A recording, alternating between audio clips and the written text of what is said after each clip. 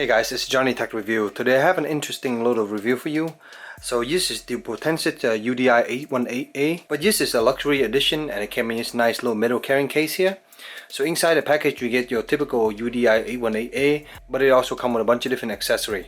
So I want to show you that today while I'm unboxing it. So nice, very thick carrying case, made out of metal of course. So let's just open this up and see what comes inside here. You can see here, so this is the UDI 818A HD, a small little user manual here with some instruction.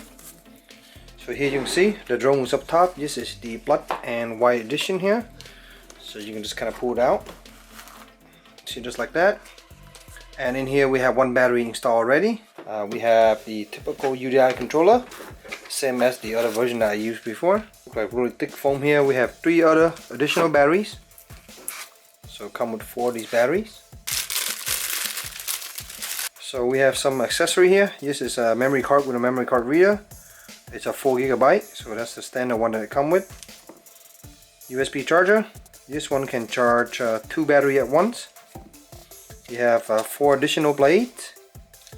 You have some gearing, and you have a little screwdriver. So it's a standard UDI along with some extra batteries and a nice carrying case. So I'm going to be playing with these for the next few weeks here, so I expect it to have the same performance, but I'll let you guys know with my review later. So guys, I've been playing with this quadcopter for probably over a month now, on and off. I ran into some issues with it and I've been talking to the seller trying to get this resolved. So this is again everything that comes in the package. Of course you have a user manual which I lost somewhere, but this is all the basically accessory. You have some blades that's inside the box I'm not showing. I did found the 2 spare motor. It was stuck to the top of this case and I was unable to find it for a while, but I did found it now. And you also get 4 batteries, and each of these batteries will run you for about 10 minutes with the camera. And so yeah, you can run these 4 batteries and it lasts quite a while. Also you get a 4 GB memory card. This is a 720p camera back here.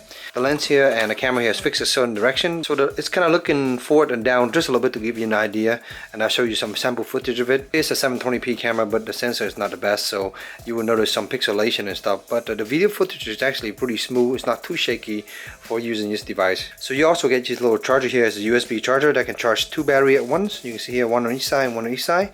So you can charge 2 of these at once, and it takes roughly about over 2 hours to charge one of these sets. So you definitely will need to spend about 4 hours total to charge all 4 batteries here. There's also a memory card reader in case you want to use that, or you have your own micro SD card reader, you can use that. So it takes a card that's actually bigger than this. You can take up to 8 gig, I think 16 gig too, but the 4 gig is plenty because it's not recording that high of a footage. So if you need a lot more footage, you probably want to install an 8 gig and that should be plenty. So here you can see everything in just a little nice aluminum carrying case. It's not a light carrying case. It's actually pretty lightweight and it's not really heavy duty, but it definitely will keep your quadcopter safe. But if you run on top of it or jump on top of it, you will definitely bend it. So it's not extremely metal or anything. It's just light aluminum here. But inside you have this nice foam to cover the top to keep everything in place. As you can see, this nice little kind of ceiling drop foam. And then you have this thick foam here that keep everything in place. So when you install this quadcopter, keep in mind that you want to install the front on this side, because that give it room to kind of leave the blade down here. One thing I noticed about this quadcopter is that it does seem to get these things bend pretty easy. These little guard, they bend pretty easy and they can stay in that shape, and putting it in this case actually help to keep it down and conform to that shape. So when you're not using it, you should put it in this case. As you can see here, there's room for the batteries here.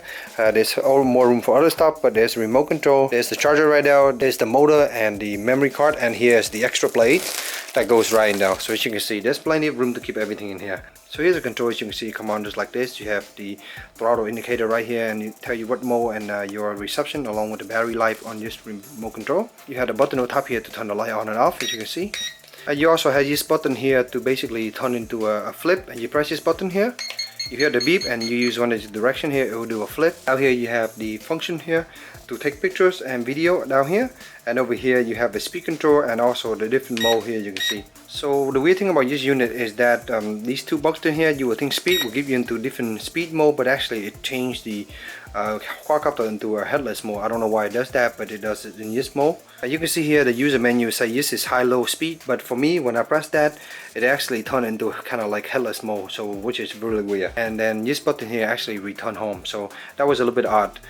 You actually get faster speed with this button, but it also goes into headless mode, so I think this control is a little bit confused. The case is pretty nice and works pretty well, and I guess this quadcopter regularly is about 80-90 bucks, and for about a few more bucks you can actually get this case with all the extra accessory, including the extra battery. As far as flying this quadcopter, it's no really different from the other previous version that I reviewed. The only difference here again is you get the extra accessory in the case. So the quadcopter handle the wind alright. If you have a lot of wind, it's gonna drift and follow the wind, so you want to play with less than 10 mile per hour wind. More than that, it's not going to be any good. But I think ideally anything less than 5 mile per hour, you can get a very nice smooth footage. You also have the ability to go into high speed, and you can also do flip in this quadcopter. And that's pretty much about it. It's very similar to the previous version. So overall, I'm pleased with it, just like the previous version. And yeah, this is just the extra accessory and the case that you get when you use luxury version. So I hope you short little review. I hope you in your purchase decision. If you have any question, let me know in the comment below. And as always, stay tuned for future review. Thank you.